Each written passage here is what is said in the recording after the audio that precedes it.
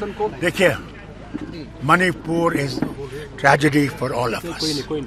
हर एक शख्स जो हिंदुस्तानी है उसके लिए ये कयामत का मामला है। ये हालत है कि एक ही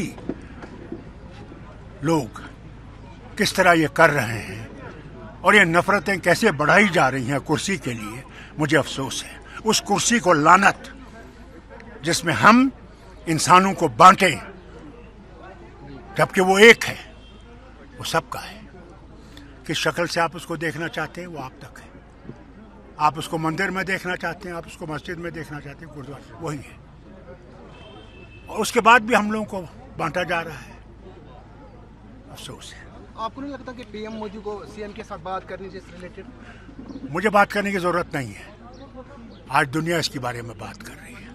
उनने इसका जवाब दिया है। उनने भी इसके बारे में बहुत ज़बरदस्त अल्फाज इस्तेमाल किए हैं, मगर उनको ये पार्लियामेंट में कहना चाहिए। पार्लियामेंट में कहने के बाद उन्हें हमारी भी सुनना चाहिए। उम्मीद करेंगे कि हमें मौका देंगे वो पार्लियामेंट में इसमें बात करना। हमने किसी की तनकीद नहीं करनी है, मगर अपने दिल के हालात उनके सामने पेश करने हैं।